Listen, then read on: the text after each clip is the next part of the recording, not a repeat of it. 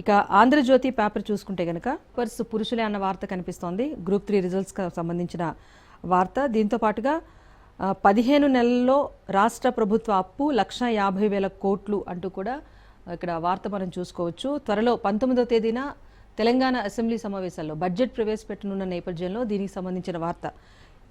ఇప్పటి వరకు కూడా చూసుకుంటే రాష్ట్ర ప్రభుత్వం ఎన్ని కోట్ల అప్పు చేసింది, దానికి సంబంధించిన వార్త అయితే ఇక్కడ ప్రధానంగా ప్రచురించారు. అంటే సీఎం రేవంత్ రెడ్డి ప్రతిసారి గత సమావేశాలప్పుడు కూడా హరీష్ రావు అసెంబ్లీ సాక్షిగా ప్రభుత్వాన్ని ప్రశ్నించారు. అప్పులు కూబుగా మార్చేశామని చెప్పేసి ప్రభుత్వం పైన, బీఆర్ఎస్ ప్రభుత్వం పైన ఆరోపణలు చేస్తున్నారు. అది సరికాదు అంటూ కూడా ఆయన గట్టిగానే వాదనలు చేసిన నేపథ్యంలో దీనిపైన బడ్జెట్ ప్రసంగం సందర్భంగా కూడా సీఎం రేవంత్ రెడ్డి క్లారిటీ ఇచ్చే అవకాశం ఉంది. ఏ రంగాలకు సంబంధించి ఎంత అప్పు చేశారు, తెలంగాణ ఆర్థిక వ్యవస్థను ఎంతవరకు దిగజార్చే ప్రయత్నం గత బీఆర్ఎస్ ప్రభుత్వంలో జరిగింది అన్న అంశానికి సంబంధించి రేవంత్ సభాసాక్షిగా కూడా వివరాలు వెల్లడించే అవకాశం ఉంది. ఇప్పటి వరకు చూసుకుంటే గనక ఈ 15 నెలల కాలంలో చేసిన అప్పు కాదు, గడిచిన ప్రభుత్వం చేసిన అప్పుతో పాటుగా చూసుకుంటే గనక మొత్తం వివరాలు వెల్లడించే అవకాశం ఉంది. ఇటు బీఆర్ఎస్ కాంగ్రెస్ రెండు కూడా అటు సభాసాక్షిగా ఎంతలా నిరసనలకు అలాగే వివాదాలకు దిగుతున్నాయి మనం చూస్తున్నాం. సో ఇప్పుడు బడ్జెట్ సమావేశాల సందర్భంగా కూడా రాష్ట్ర ప్రభుత్వం నిజంగా అప్పులు ఊబిలో కూరుకుందా, నిజంగా 15 నెలల పాలనా కాలంలోనే ఇన్ని అప్పులు జరిగాయా అంటూ కూడా ఆరోపణలు చేస్తున్నారు. దీనిపైన క్లారిటీ వచ్చే అవకాశం ఉంది. తొలి ఏడాది కాలం పాలనలోనే 1,24,000 కోట్ల రూపాయలు అప్పు చేశారు అంటూ కూడా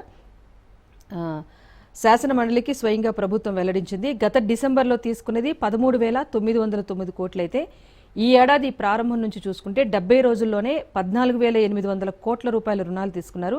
ఇవన్నీ కలిపితే 1,50,000 కోట్లు దాటే అవకాశం ఉంది. ఇందులో బీఆర్ఎస్ ప్రభుత్వ హయాంలో 6,71,750 కోట్ల రూపాయల అప్పును రాష్ట్రానికి మిగిల్చి వెళ్లారు.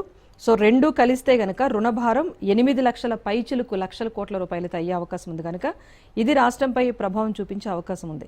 అందుకని ప్రస్తుత శాసనసభ సమావేశాల్లో రాష్ట్ర ప్రభుత్వం చేస్తున్న అప్పులపైన వాడివేడిగా చర్చ జరిగే అవకాశం అయితే కనిపిస్తోంది. గత సమావేశాల్లో హరీష్ రావు మాట్లాడారు. మరి ఈ నేపథ్యంలో బుధవారం సిఎస్పి సమావేశంలో కూడా శ్వేతపత్రం ఇద్దామా అప్పులకు సంబంధించి అని కూడా అధికార పార్టీ నేతలు అయితే చర్చించారు.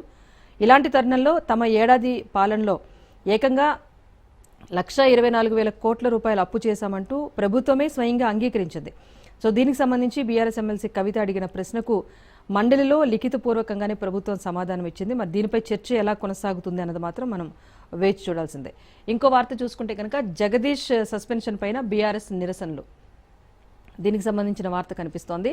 సో మాజీ మంత్రి ఎమ్మెల్యే జగదీష్ రెడ్డి పైన అసెంబ్లీలో రెండో రోజు స్పీకర్ను కించపరుస్తూ మాట్లాడారు అంటూ కూడా సభ నుంచి పూర్తి సమావేశాల నుంచి కూడా సస్పెండ్ చేస్తూ నిర్ణయం తీసుకున్నారు. దీనికి సంబంధించి బీఆర్ఎస్ అయితే రాష్ట్ర వ్యాప్తంగా అటు మండల కేంద్రాల నుంచి మొదలుకొని జిల్లా కేంద్రాల్లో అలాగే రాష్ట్ర వ్యాప్తంగా నిరసనలు చేసేందుకు సిద్ధపడింది. దానికి సంబంధించిన వార్త మనకు కనిపిస్తోంది. నేరుగా అధినేత కేసీఆర్ జగదీష్ రెడ్డి సస్పెన్షన్ పైన వేటు వేశారు. దీన్ని తొలగించకపోతే ఆమరణ దీక్షకు దిగుతామని చెప్పేసి కేసీఆర్ చెప్పడం పైన ఇటు హరీష్ రావు, కేటీఆర్ కూడా ఆ రోజే నిరసనలు చేశారు. నిన్న కూడా రాష్ట్ర వ్యాప్తంగా జిల్లా స్థాయి నుంచి రాష్ట్ర వ్యాప్తంగా కూడా తీవ్ర స్థాయిలో నిరసనలు కొనసాగాయి. సీఎం రేవంత్ రెడ్డి దిష్టిబొమ్మను కూడా దహనం చేసిన సందర్భం కూడా మనం చూసాం. సో సస్పెన్షన్ ఎత్తివేయాలంటూ ఇటు కవిత కూడా ట్వీట్ చేశారు. మొత్తానికైతే బీఆర్ఎస్ జగదీష్ రెడ్డి విషయంలో కావాలనే ప్రభుత్వాన్ని ప్రశ్నించే వారిపైన వేటు వేస్తామని చెప్పేసి ముందుగానే ప్రీ ప్లాన్డ్గా ఉండి ఇలాంటి చర్యలకు పాల్పడింది అంటూ ఆరోపణలు అయితే చేస్తున్నారు. జగదీష్ రెడ్డి కూడా నిన్న ప్రెస్ మీట్ పెట్టి ప్రభుత్వం కావాలనే తనను ఇరికించే ప్రయత్నం చేసింది, కావాలనే రెచ్చగొట్టి మరి అలా వ్యాఖ్యలు చేసేలా చేసి ఇప్పుడు ప్రభుత్వాన్ని ప్రశ్నించే సమయానికి ఈ సమావేశాల్లో ఉండకూడదు అని చెప్పేసి ప్రశ్నించే గొంతుకలను నొక్కే ప్రయత్నంలో భాగంగానే తనపై వేటు వేశారంటూ జగదీష్ రెడ్డి అన్నారు. సస్పెన్షన్ ఎత్తివేయాలంటూ కూడా బీఆర్ఎస్ అయితే నిరసనలు చేపడుతోంది.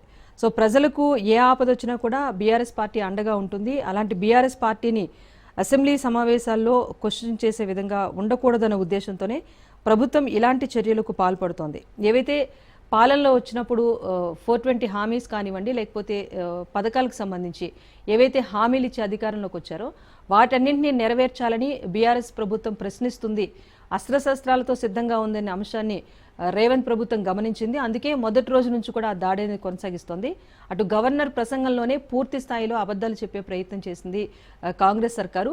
దానిపైన ధన్యవాద తీర్మానం పైన చర్చ కొనసాగే సందర్భంలో ప్రతిపక్షం నుంచి ప్రశ్నలు ఎదురవుతాయని ఊహించి ముందుగానే ప్రభుత్వం ఒక వ్యూహాత్మకంగా వెళ్తోంది. అసెంబ్లీ సమావేశాల్లో ఎవరు క్వశ్చన్ చేసినా కూడా వారిపైన సస్పెన్షన్ విధించే విధంగానే ప్రయత్నాలు చేస్తోంది అంటూ కాంగ్రెస్ గవర్నమెంట్ పైన తీవ్ర స్థాయిలో విమర్శలు గుప్పించారు. దీనికి సంబంధించిన వార్త మనం చూసుకోవచ్చు. దీంతో పాటుగా మరొక వార్త కనిపిస్తోంది. గ్రీన్ కార్డుతో శాశ్వత నివాసం లభించదు అని చెప్పేసి కనిపిస్తోంది. వాన్స్ చేసిన వ్యాఖ్యలకు సంబంధించి దీనికి సంబంధించి